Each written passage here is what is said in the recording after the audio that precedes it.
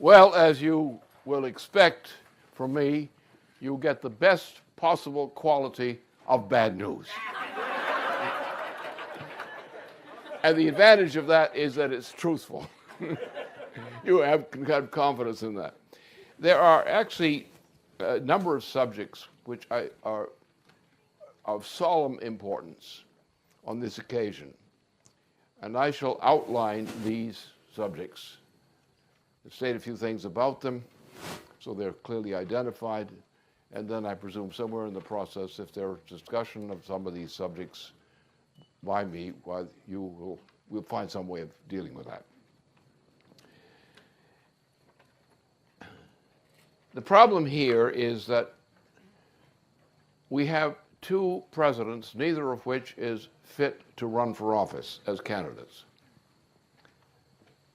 And we are faced with the most dangerous situation in the history of mankind. The danger is explicitly that of thermonuclear war. We are at the brink of thermonuclear war. That doesn't mean we're going to have it. It means that some people are organizing for it, and it tends to happen under certain conditions. Such a war, if launched, would not necessarily kill everybody at once, but it would create conditions lasting years which would generally eliminate the human species. If there's no food supply for several years and similar kinds of problems, the human race can be rendered extinct. This has been the concern of responsible people for many years, actually since, shall we say, about the 1950s. When this danger in the middle of the 1950s, we had reached the point that thermonuclear weapons or weapon systems existed. And if nuclear weapons, nuclear fusion weapons, are used for purposes of general warfare, what will happen in these days is that it will take about 1.5 hours at most to produce an effect which virtually eliminates the human species. That is the intention associated with Barack Obama, the current president, and the one who has just been renominated for election as president. This is the ugly reality of the situation. Now, this has implications which are more, shall we say, more interesting. That, first of all, the deployment in, say, a space of 1.5 hours until the U.S. submarines which deploy these missiles done their job, the British have done their job, and Russia, China have responded to the launch. The result will be within that very short period of time. It may not kill everybody on the planet, but it will condemn everyone to death. Now, this has been understood and known in principle since the middle of the 1950s, and was certainly clear by the 1960s. And now the very fact that the President of the United States has engaged himself in a commitment to warfare, which must inevitably lead to that deadly 1.5 hours in which most of the human species is exterminated. And therefore the issue here, the most leading issue above all others, is the forces Obama must not become president again. Should he become president again, except as in a prison,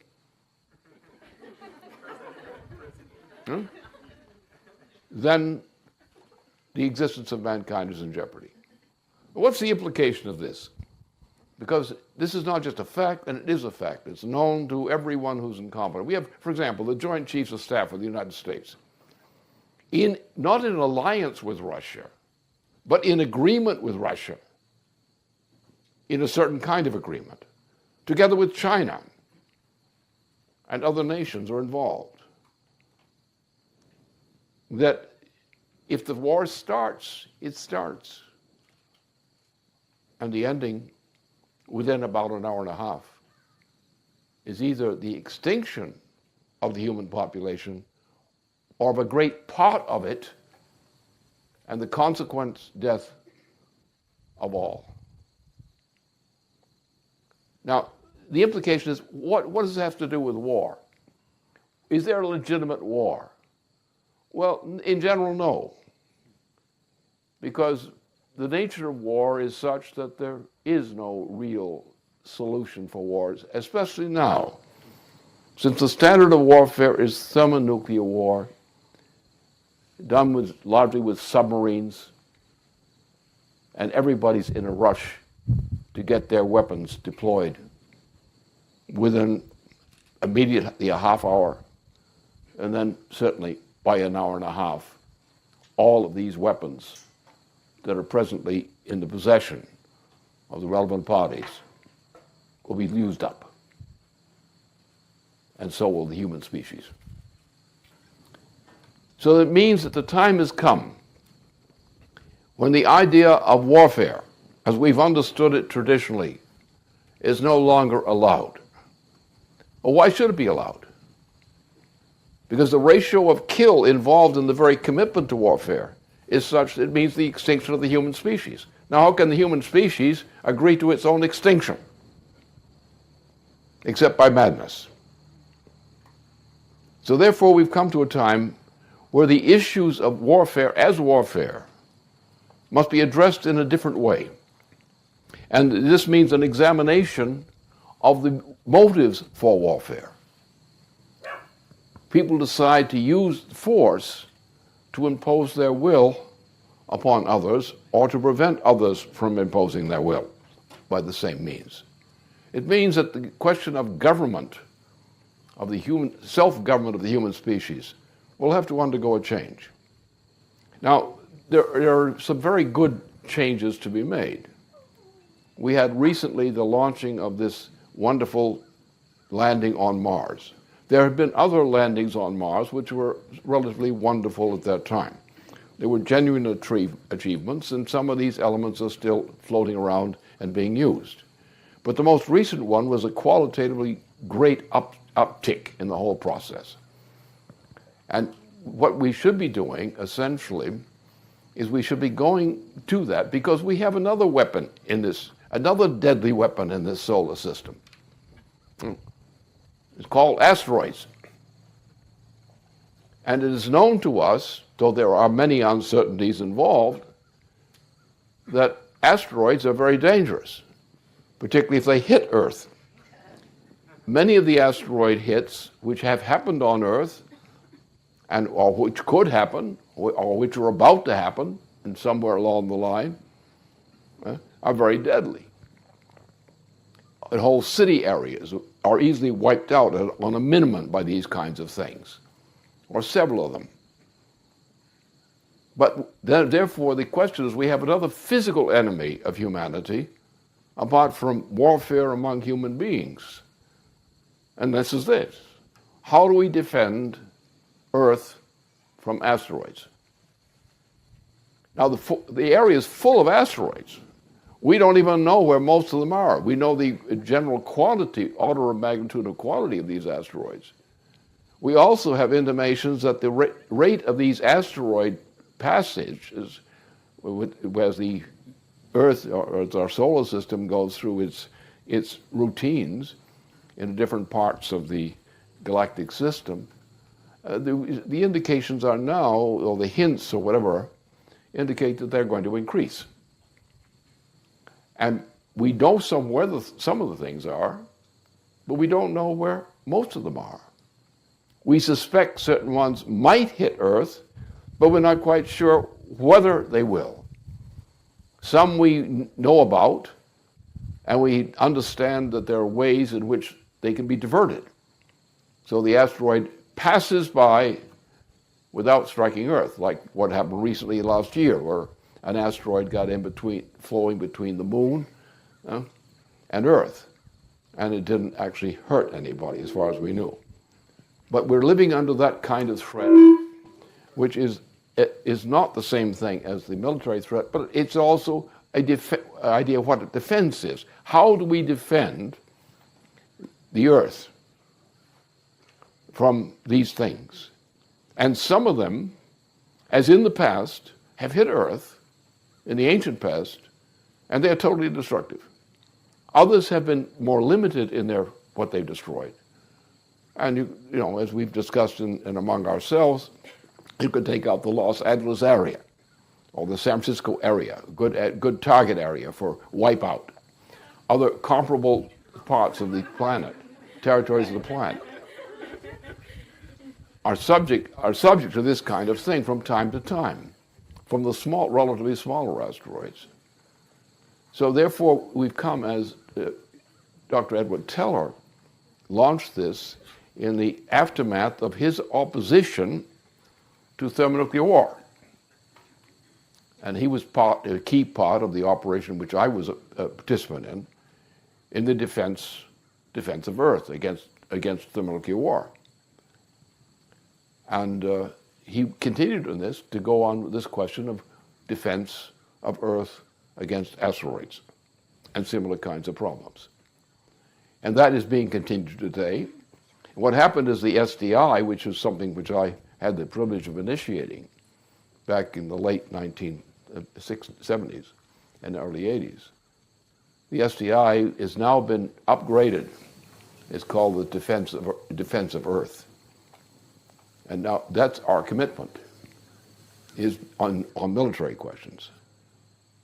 The defense of Earth, the defense of its people, the defense of its future.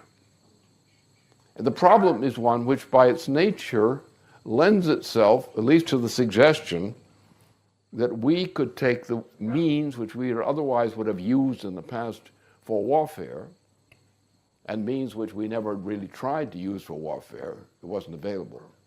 But these means could be used in various ways to defend the population of Earth. So now the war we have is the war against those asteroids which might eliminate the human population, or at least a large part of it. This is the new war. This is the new policy of defense.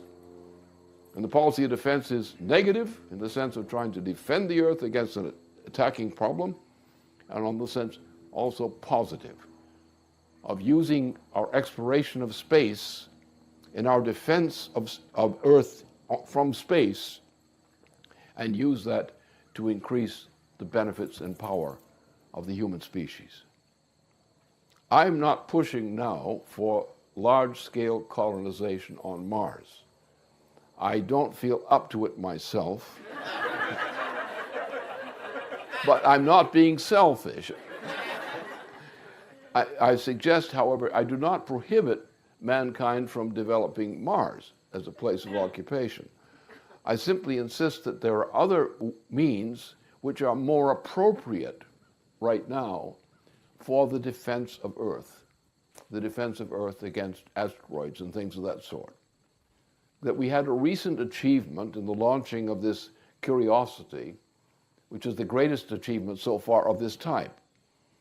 And this is another reason you have to get rid of Obama, because you have to get rid of all of his policies, because we need every bit of these things that Obama was shutting down are needed for the defense of Earth and the defense of humanity. We've got to get those things as satellites out there around Earth and other kinds of things. We've got to improve our abilities to forecast the problems of these asteroids threatening Earth. We've got to think in the long term of going beyond that. Because, sooner or later, the sun's going to be gone.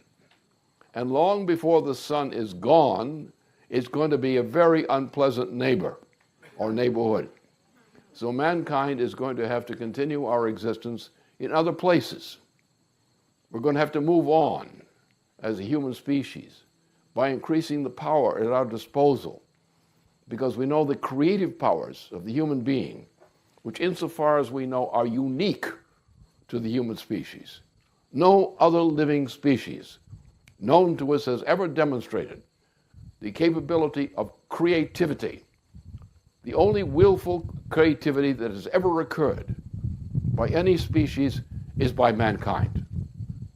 And we have to change the policies of mankind. Instead of trying to keep people down as cheap labor, we've got to go in exactly the opposite direction. We've got to take mankind with a perspective that we're going to manage nearby space. We're going to deal and negotiate with this system that we live under. We're going to make it habitable.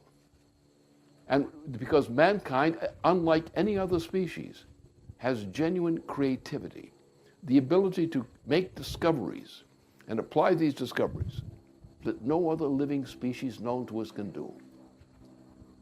And our destiny is not just to be the same old as we are now. Our destiny lies in the fact of the human mind. Not necessarily the brain as such, but the human mind. The creative powers that the human being represents. And which for us is also called the power to do good. The prevention of doing harm and the means of doing good. There's no shame in mankind's advancing to living in a condition way beyond anything we can imagine today. But we have to think in that direction now, not to say it's something of the distant future. It may be something of the distant future in part. But we cannot limit ourselves by our nature as human beings, when we think like human beings rather than animals, when we think actually like human beings as creative beings, the only ones we know of in the universe so far, which means that it's not just defending us negatively, selfishly. It's the point because we as a human species have a mission in this universe. We don't know a lot of things about that. But we know we have this power, which is very poorly developed among us because our educational systems stink. Our outlooks stink. We are not living up to what mankind is. Mankind has a special destiny in the universe as we know it. And our job is to live up to that destiny, not to demand that everything be limited to what we can do and what we know today. We must not deprive those who succeed us from realizing the greater good that they will be able to do if we lay the basis for their achievement of that capability. And therefore our whole view of politics must now change. It must change on the negative side because we can no longer have major war on this planet. It cannot exist. It cannot be tolerated. Obama must be taken out of office, and heads of state and government like that must be removed from office. They must not have the power to utilize these kinds of weapon systems and means. And it would be the greatest of all crimes to allow any president of the United States or similar heads of state to have the authority to launch thermonuclear war. And that's an absolute. There's no room on this planet for any president or other major head of state who seeks to launch thermonuclear war. And if major war comes, it is thermonuclear war. And within an hour and a half, the destiny of the human species can be all over, except the writing. And therefore, this president and what he represents and similar kinds of people must be removed from power. It's not because we're pacifists, we're against killing of human beings.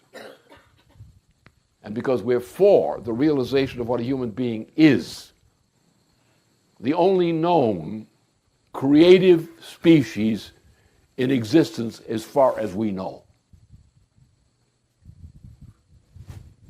And that is sacred. The sacred human beings must be, as a species, must be defended because of the creativity that we represent, which means that we must defend that creativity but we must also promote it. And our mission to Mars, for example, it's a complicated question, but it's also obviously, for many of us, or some of us anyway, it's a feasible proposition. And it means that mankind has within its power the power to do things which are beyond the imagination. We can explore the universe. We can explore particularly the solar system. We know that we have the potential ability, innate in the nature of things, that mankind can actually begin to take over the solar system. Whether we're going to inhabit it or not is not the question. We're going to take it over. Because if we use the power of the speed of light, which is what we call communication systems now, electronic communication, we can actually control this solar system. At first, the inner part, which includes Mars, and gradually at a later point, we'll have greater power and we can reach further. We can also have effects further. We can also have explorations which give us knowledge earlier. And these things are innate in the nature of mankind, a nature of mankind which many politicians have no sense of whatsoever. But we can, as we live and die as persons, must have the right to access to a meaningful course of life, to the ability to do something with our lives which we can rest upon as we die, and know that our life has something to do of permanent value for the human species. And that is what must be protected and defended. Now, that said, let's look at what some people would call the practical problems of this particular occasion. The politics of Earth, the politics of the United States. Well, from the beginning of the development of our presidency, our system of government, a very bad mistake crept in. It's called the party system. And the party system was a travesty which has corrupted and in part destroyed the United States by itself, by means of itself, over much of our nation's history, as in the other nations as well.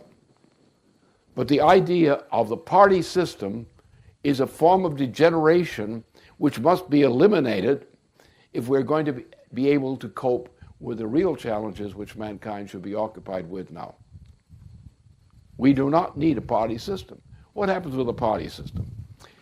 You've got two jerks running for president now, official jerks. One Republican jerk, the other a Democratic Party jerk. Now, we don't know if he's even Democratic Party, but he's a jerk. These guys, one, the Obama, is the one you must not have as president. He must be eliminated from the presidency because he inherently is a danger to mankind. A danger to mankind. And the Republican presidential nominee, while doesn't have shown any of the sheer evil that this Democratic president has done, I wouldn't trust him a bit, and I wouldn't trust the crew around him at all. So therefore, we cannot accept either of these two proposed presidencies. So what are we going to do about it?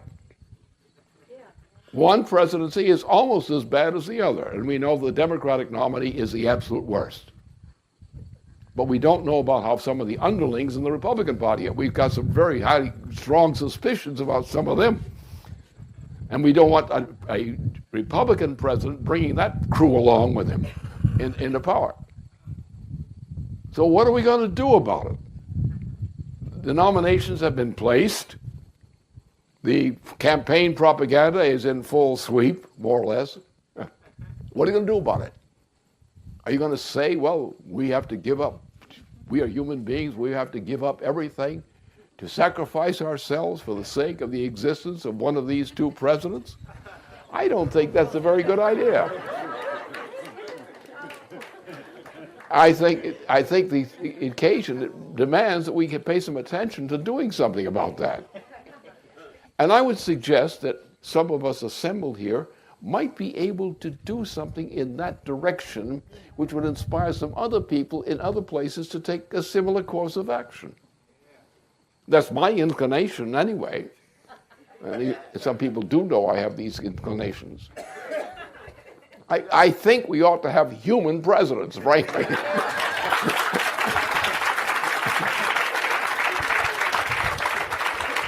I mean, there ought to be a law that says the president has to be human.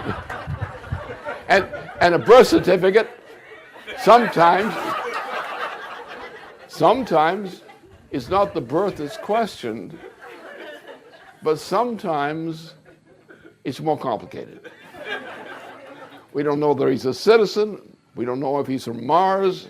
We have to ask the Martians about that. But we know that this president in power has shown a commitment to commit thermonuclear war. This president is a fanatical, chronic mass murderer. And he should not have been even nominated again. He should have been expelled from office for the crimes he is known to have committed, the violations of our Constitution. He must be ousted. He must be put in some place where he can do no harm to mankind. But the other case is not promising either, as I've indicated.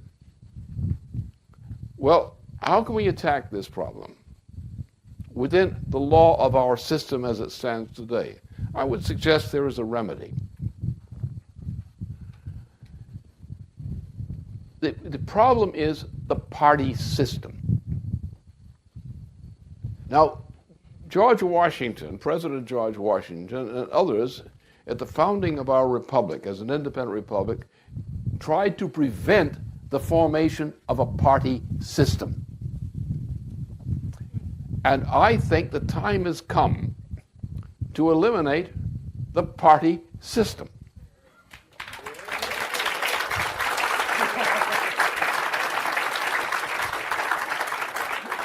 At this time, it's the only way, formally, through the legal process, that we could eliminate the possibility of these two kinds of presidents. What's wrong? Why should we have party systems? We have a constitution, which is defined. The Constitution is fine if it's carried through as intended. It is our system. But why do we have to have parties intervening in between the process of selecting presidential leadership and national government? Why do we do that? What's screwball invented this kind of nonsense? Because that's what happened. People become partisan and say, which party wins is going to determine the fate of the nation. But no party has that kind of right. There cannot be a party that has the right to oversee and control the destiny of the nation. You can have a president, there's nothing wrong with that, but you can't have the president as the president of a party. Or you cannot have a conniving between two presidential teams or two party teams, which connive by special agreement among themselves to create the composition of national government. These things are obscenities which leaders of our nation, beginning from the George Washington administration, recognized as evils. And the idea of going to a European kind of government, which is inherently corrupt by its very nature, not necessarily by the intention of the people or the intention of the politicians. They just don't know any better. The only solution, and the only way this can be done, is if we infect the population with the realization We do not want a party system. We have state governments, don't we, under our Constitution. We have local governments within state governments under our Constitution. We have bodies which the nation creates to perform functions of the federal government, the military and the rest of it. So we don't need parties. They don't do any damn good. I mean, it's like if Franklin Roosevelt had just been the president, didn't have to deal with these damn parties, we wouldn't have the mess we got into. What we need is, we need to have not a contention over which party is going to win, when the party was not inherent in the conception of our nation. What we need is a federal republic with its state composition and other local compositions playing their role. We don't need this party system, which is a system inherently of corruption. What we need is the election, due process election of a composition of government. And we don't want people diverting the attention of the population from the issues of the nation over the issues of partisanship. That's where the problem lies. When you rely on parties as such, you set up a kind of controversy or competition for power between or among party systems. These party systems don't excite the passions of the foolish voters who now are concerned about the party, voting for the party first and the nation second, when it must be the nation first and not the party. The voluntary part of the citizen, fine, that's fine. The citizen has a right to make formations, to make agreements among themselves, and to cast their votes accordingly, and to discuss these matters accordingly. But we don't want the top-down rule of a party system, which is controlled by the money sent to them, by financial interests which control the money which gives one party advantage over the other. You want the bare citizen, as a citizen, to have an equal right and independence of this party system. This has been said again and again in the course of the history of the United States, that people with insight realize the essence of the corruption in the United States is based and derived from the use of the party system. And you see it right now. You have, the nation is now mortgaged for the selection of its government, its national government, is mortgaged to the party system. Everything is stopped except which party is going to win. And one is almost as bad as the other. And why should we be spending our time selecting a government of two parties, neither of which is fit to be our government? Why don't we have a national government selected in the way that George Washington, for example, President George Washington had intended? We would not have that mess. And the citizen would be called upon not to decide whose butt he wants to kiss, but rather what the issues are and programs that this citizen wishes to express. We want to engage the citizen in the dialogue. We don't want to take the vote between, the competition between groups of citizens. We want the citizen to force the reality that he or she is voting for the government. And what the citizens do in voting for a government will determine the fate of the nation. We want to confront the citizen with the responsibility of his being accountable, or her being accountable for the responsibility of what government is and what it becomes. We have to force responsibility upon the individual citizen as a citizen, not as a sucker playing into some kind of game. And this has been understood for a long time, by the best thinkers of the United States that it is the party system, as typified by the Andrew Jackson presidency, one of the most corrupt presidencies in our history, and the corruption that was done to the United States by the election of Andrew Jackson and the people who controlled him, which were British bankers. So Andrew Jackson was a tool of British imperial bankers. They owned him. They ran him. And it was because of the party system that this could happen. And we've got the same thing today. You're shacked up with a couple of clowns, Dummo and the crook, and the insane crook. Now, the only thing we can do, or the only thing I can do on this thing right now, apart from telling you about this wonderful information, is to awaken you to realize what we're really up against, to recognize what the real problems are. If you're thinking about looking at this mess out there from the standpoint of Democratic or Republican, you're not thinking. Because you're not thinking in terms of the essential interest. Because what you're doing, whatever you do, you are imprisoned to pledging your support to a party, not to the nation. Yes, you say to the nation, but it's the party that controls you. And that is how Andrew Jackson destroyed the United States, was with the party system. That's what doomed Franklin Roosevelt. Franklin Roosevelt would never have had this clown, Truman, stuck on him, except for the party system business. And that's where our problem lies. And we have to make that clear, because we know what the state of mind is. What's the state of mind of the voter? He's playing football, not politics.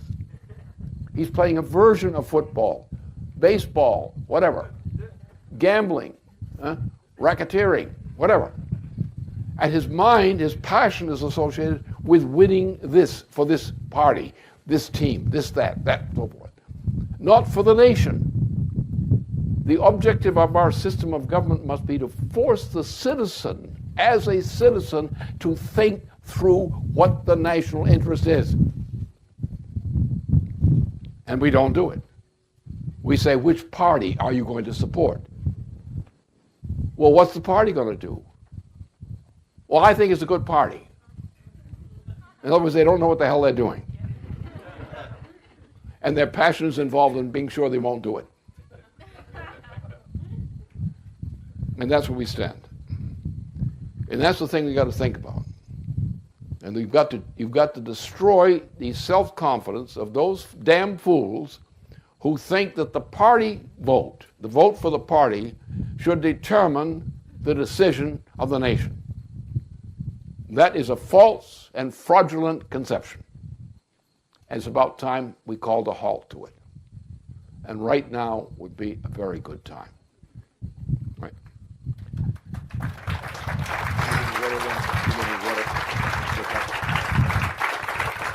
Right. Now, what are we going to do? Let's lay out, we have our organization. We have a conception of how to organize this nation, how to deal with the great crisis, the financial crisis, the economic crises which occur in this nation, and which occur also similarly in other nations, which I think would be tend at this time to look with a friendly eye at what I might propose here right now. All right. First of all, the world is bankrupt. The transatlantic region is totally, hopelessly bankrupt. Every part of Western and Central Europe is totally bankrupt. It's incurably bankrupt under its present system. Nothing can be done to save it in its present form. There's no way you can bail it out. There's no way you can take it out of this except one way: Glass-Steagall. Now, of late, you will observe that Glass-Steagall has become increasingly popular in England, in the continent of Europe, and other notable places. So what does Glass-Steagall do? Well, essentially it says that the system of government we're running under right now is hopelessly corrupt. So let's shut it down. Let's shut down all the bailout. We're not going to pay it. We just ain't going to pay it.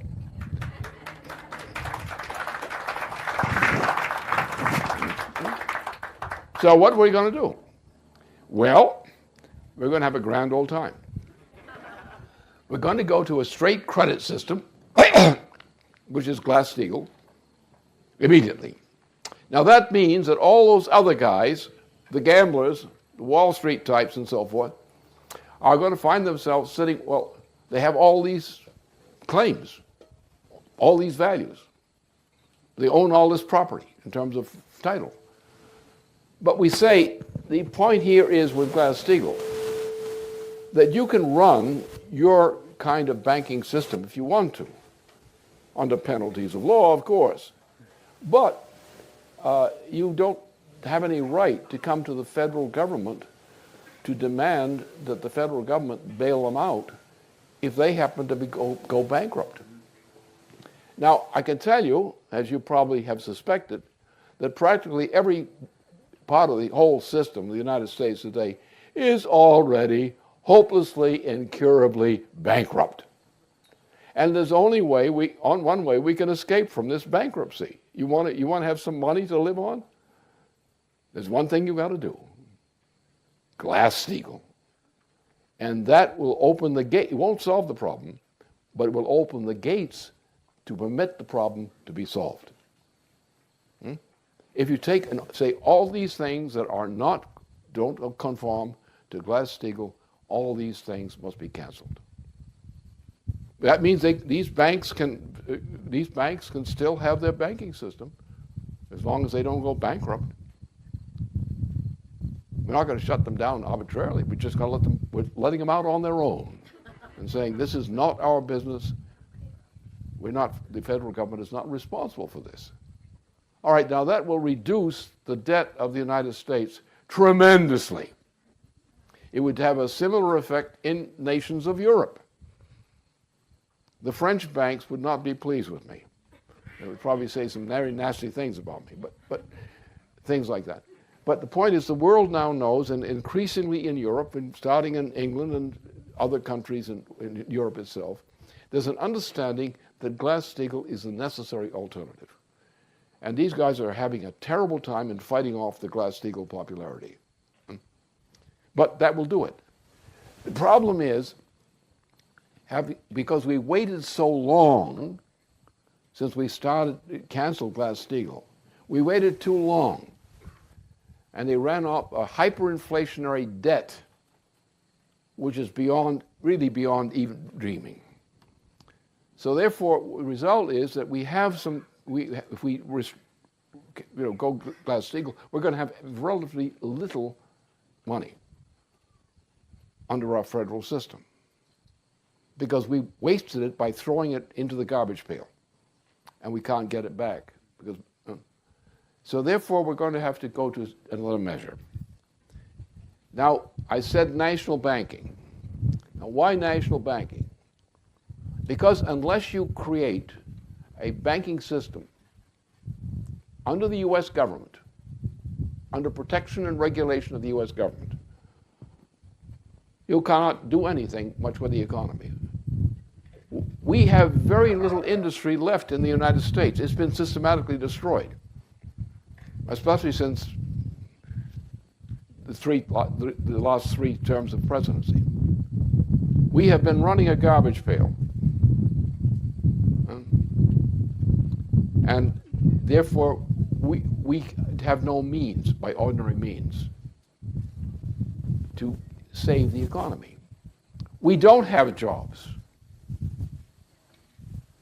Now, we could, as you know, most of you know, under NWAPA, we would create quickly 4 million or more jobs.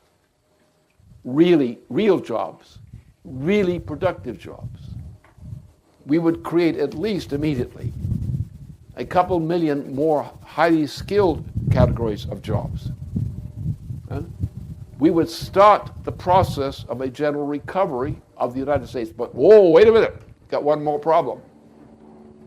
Where's the money going to come from that we're going to loan for NWAPA and loan for other high technology jobs and certain other kinds of skill jobs? The federal government is going to have to create credit which will be run through a national banking system so that under national banking and federal government approval, we can conduit credit into creating these jobs. Let's take the practical question of the food supply in the United States right now. As you probably know, food is about to be canceled. And the Obama administration is doing everything possible to destroy it, because they're doing everything to destroy food for fuels. So therefore, what are we going to do? Well, what we're going to do is by giving the federal credit into, say, the NWAPA system, we're going to create a flow of credit into the various phases of this process, which will immediately charge the NWAPA in particular, and other things that go with NWAPA. We have the lost auto industry, the whole Detroit system, for example, and we're going to put that back into work. So we're going to create instantly, that is by federal decree, instantly create sufficient growth, not only to get rid of this hopeless debt, which never was really a legitimate debt at all, and we're going to restart the economy by taking people, when you have very few people who are actually involved in productive jobs. You're not employed in producing things. They're mostly employed in various kinds of services, which are not particularly productive and do not lend any productive value to the U.S. economy. They're simply pass-outs under one guise or the other. So under this case, we are launching a recovery of the U.S. economy by supplying the credit as we did in the beginning of our development of our economy, after we won our revolution. We're going back to that system of recovery to get things moving. And it's going to start immediately. And the easy way for us to do this is NWAPA. NWAPA is a project which is relevant because it's focused on water management. And the problem we have in the United States today is a water management problem. In the central states, we don't have rain. We don't have the means to grow crops. We have people we don't have people who are employed in actually productive forms of employment, physically productive forms of employment. The difference is that with this kind of reform of 3 steps, NWAPA as a driver, an incentive driver, which will save the organization of production in the central and western states of the United States. Going back into the area of the so-called Detroit area with several million jobs immediately will have a similar effect, which means that we then can use a credit system managed under federal control, as we've used credit systems like Franklin Roosevelt did in the past, and use that kind of credit system under the Glass-Steagall type government system, and we can start the regrowth of the U.S. economy. We also have, as a byproduct of this, if we as the United States do this, you will find that the nations of Eurasia will join us. You will find that nations of Europe, who are now being destroyed by their own system, will now go back into functioning. And we will use international credit, which is an extension of the national banking concept, instead of speculation, in order to restart the economy. And that can be done. So there is a practical solution, a sane practical solution, as opposed to the other kind, for this problem we have as a nation. How far are we from getting it? Is the question. Well, that depends. Depends how desperate people are and how much their desperation is moderated by the sense of attachment to a solution. Our job is to present the solutions. You know, society is actually led, when it's led, by a tiny minority of the human race. We have not, because of our underdevelopment, we have not built up a nation systems which are actually rational and truly represent the will of human beings. What we approach is the conditional will of human beings by providing them with promises which we hopefully can keep, and that they will be satisfied by trusting us by the means of the measures we offer to them as suggestions. A very tiny minority of the human population in all nations actually has any comprehension, any qualifications for comprehension of how an economy runs or how it should be run.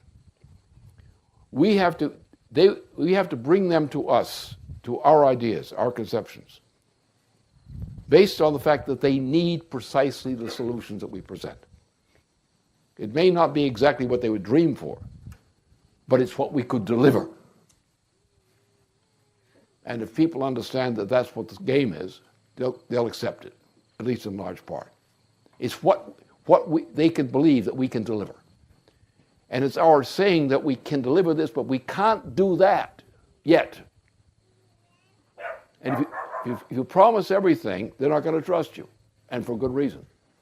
If you give specific promises that will work and make sense and can be explained to the people, it'll work. And if they don't accept it, that's their fault.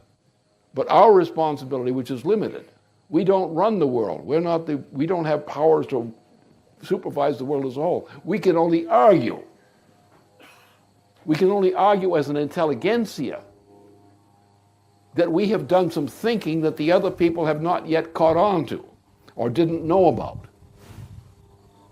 And we can tell them what we can do, what we understand, what will work for them, and say we're going to have to work harder and better in order to fulfill the kind of promises we wish to deliver. And say we need their cooperation in doing that. We've got to give them a sense that whatever we're promising them, we're committed to delivering, and that our promise of delivery has been made credible to them. And that experience, as in the case of the Franklin Roosevelt recovery in the United States during the 1930s, the same program, the same policy that Franklin Roosevelt used in reviving the U.S. economy. But we have to tell these guys, don't stop being the kind of idiot who believes in the party system. That's number one. Number two, don't believe in Obama. Get him out of there and make sure he's removed quickly. And we're going to have to figure out what we're going to do about this Republican. Because that's a real weak point there. So we're going to, however, I believe this. If we can establish a functional presidency of the United States, as was done in establishing the United States under George Washington's presidency, if we have a president and we use our system of government, our constitutional system of government, we can solve this problem.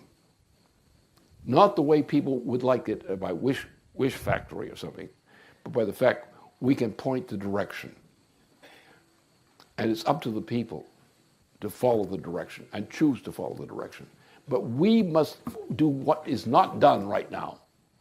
The problem with government now is that the U.S. government and its functions are chiefly one big damn lie. They promise things that do not exist or will not exist, and make rules which make no sense. and are willing to get into wars by which civilization of mankind as general could be destroyed. And we have to use that argument, and that bill of particulars as a method of convincing them this has to be done. And the key thing is this, to come back to the theme I started with, space. It's obvious there's a limited time frame within which mankind can continue to live safely under the system of the sun, the current sun system. The sun has a limited, some people say 2 billion years.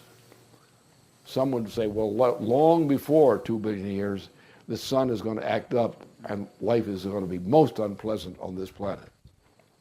So we as mankind have to address this question. And it's obvious that to address this question, we have to give new attention to space, the questions of space. We have to find ways of intervening in the space system, or the solar space system, and so forth. And this is possible. But we must turn to that direction to think, well, we can't stand around following a fixed recipe, like a kitchen cookbook recipe, forever. We have to anticipate the problems which face mankind in the future. We have to search for solutions to those problems. And we've got to convince people. And the big thing you have to do is this. Most people in the United States today behave stupidly. And this, of course, is helped by the educational system. It's helped by the terrible conditions of life of children, as well as adolescents. And there are many things that have to be done.